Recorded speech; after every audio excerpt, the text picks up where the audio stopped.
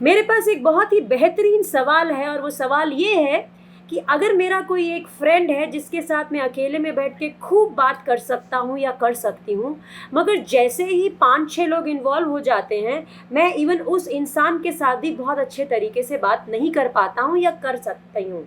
मेरे मन में ऐसा ख्याल आता है कि सामने वाले शायद मुझे जज कर रहे हैं। अब अलग अलग लोगों के लिए अलग अलग सिचुएशंस होंगी। किसी के लिए अहम आड़े आएगा, उन्हें लगता है कि अरे ये तो मैं और मेरा फ्रेंड बात करते हैं, दूसरे लोगों को क्यों बताया जाए, ये तो मेरा मजाक उड़ा सकते हैं या मुझे कुछ गलत फील करवा सकते हैं, मेरे ऊपर हंस सकते हैं। क्योंकि कहीं ना कहीं सोसाइटी में ये एक जो है ना दूसरे के ऊपर हंसने वाली spirit. See, humour is not bad, to have fun with each other is not bad, but to जज others is the worst. And हमारी सोसाइटी में प्रॉब्लम ये है क्योंकि हम खुद बहुत ज़्यादा इनसिक्योर हैं बहुत सी सिचुएशंस में, तो हम लाइफ को एंजॉय करने की बजाय, सिचुएशंस को चैरिश करने की बजाय, हम लोगों का मजाक उड़ाने में या उनको मॉक करने में टाइम व्यतीत करते हैं। और आई थिंक अगर कोई जेन्युइनली इस सिचुएशन को फेस कर रहा है तो कहीं ना कहीं कुछ एक्सपीरियंसेस होंगे जो आदमी को ये सोचने पे मजबूर कर देते हैं कि इन नए लोगों के सामने मैं अपने दोस्त के साथ अपनी बातें डिस्कस ना करूं या नहीं करूं। मुझे लगता है ये हमारी ज़िंदगी का चैलेंज है, दूसरे की ज़िंदगी का चैलेंज नहीं है। और यकीन मानिए हम लोग एक ऐसी सोसाइटी में हैं जहाँ पे हमें प्रोग्राम ही नेगेटिव तरीके से किया गया है। हम अपनी गलतियों को छुपाने के लिए सामने वाले में गलती ढूंढते हैं ताकि हम उसको बिजी कर दें कि भाई तू बिजी हो जा, तेरे में कुछ कमी है, तूने कुछ गलत किया, या हम उसकी किसी बात का उसका मजाक उड़ा दें ताकि उसे चुप कर दें और हमें खुद को बड़ा बताने का मौका मिल जाए। तो हमें किसी को ऐसी सिचुएशन में नहीं आने देना है।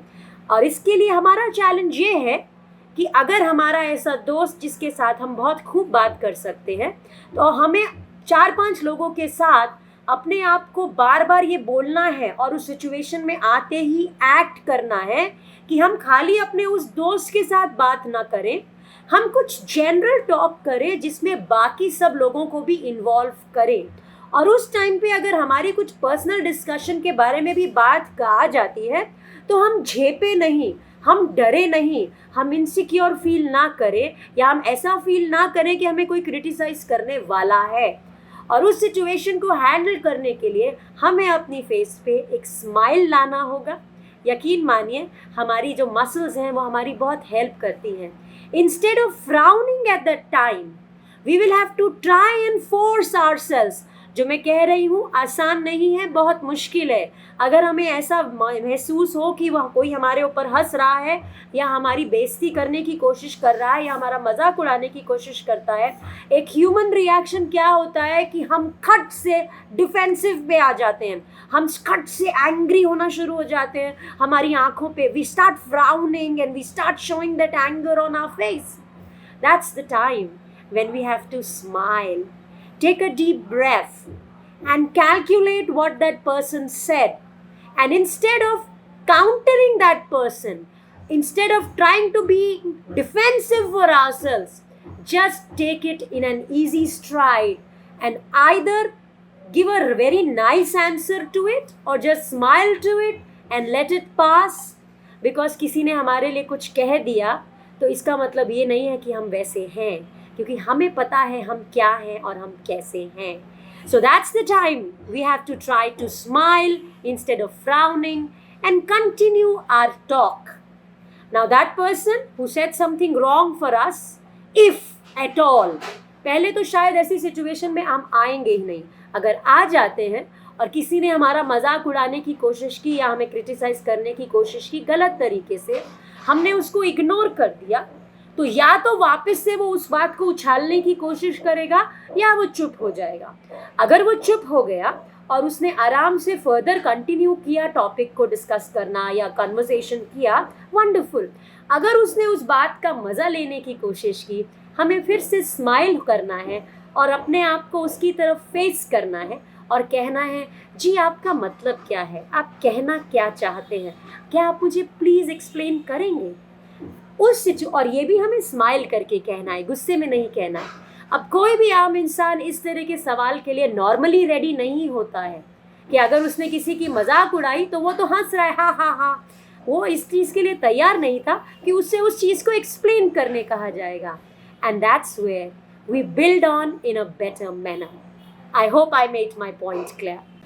सो my friends, the next question to communication is, जब भी मैं कहीं पे बाहर जाता हूँ, चाहे वो इंटरव्यू हो, चाहे कोई नए स्ट्रेंजर्स हो, कोई नई जगह हो, I am full of fear and anxiety. और उस मारे शायद मैं बहुत अच्छे से अपनी बात को कम्युनिकेट नहीं कर पाता हूँ या नहीं कर पाती हूँ. देखो क्या है कि फियर और एंग्जाइटी हमारे पर्सनालिटी के दो हिस्से हैं, मगर हम उनको अपनी पर्सनालिटी में कितना जगह देते हैं वो हमें खुद को डिसाइड करना है. मगर प्रॉब्लम क्या है कि क्योंकि हमारी सोसाइटी में, मैं बार बार ये सोसाइटी वर्ड यूज़ करती हूँ, please don't take me wrong, the problem is कि हम लोग कहीं ना कहीं नेगेटिव हो गए हैं एज अ सोसाइटी और उसको ओवरहॉलिंग की ज़रूरत है. और ये बात फैक्ट है, क्योंकि हम जिंदगी की दौड़ में इतने फंस गए हैं कि हम as a person, as a human being, as a society एक दूसरे से कनेक्ट नहीं हो पा रहे हैं. हमारे कनेक्शन सिर्फ या तो प्रोफेशनल रहते हैं या फिर वो मॉनेटरी रहते हैं, क्योंकि हर आदमी इस पैसे कमाने की दौड़ में लगा हुआ है, अहम की दौड़ में लगा हुआ है. एज अ पर्सन हमें क्या चाहिए, एज अ सोसाइटी हमें क्या कनेक्ट करता है, हम कहीं ना कहीं उन बातों को भूल गए हैं. तो हमारे अंदर फियर और एंग्जाइटी किस चीज़ का है कि मैं ये कर पाऊंगा कि नहीं कर पाऊंगा, कर पाऊंगी कि नहीं कर पाऊंगी, लोग मेरी बुराई तो नहीं करेंगे, मैं ये एग्ज़ाम क्लियर कर पाऊंगी कि नहीं कर पाऊंगी, मैं फर्स्ट पोजीशन ले पाऊंगी कि नहीं ले पाऊंगी, मुझे ये जॉब मिल पाएगा कि नहीं मिल पाएगा, मैं सामने वाले को अपनी बातों से रिझा पाऊंगा कि नहीं रिझा पाऊंगी. क्योंकि हमारी थॉट प्रोसेस ही नेगेटिव है, हम सोच ही गलत रहे हैं. तो फियर और एंग्जाइटी हमारी पर्सनालिटी का हिस्सा कैसे नहीं बनेगा, मुझे ये समझाइए.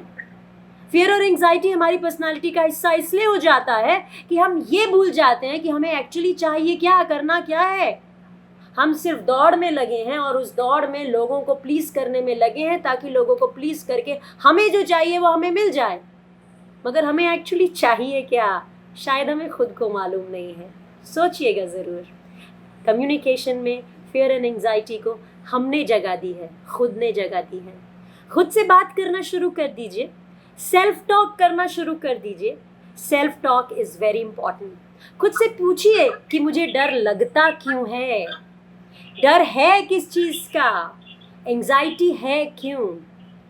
इसके ऊपर आगे भी खूब सी बातें होंगी, बहुत कुछ है इसके बारे में बात करने में.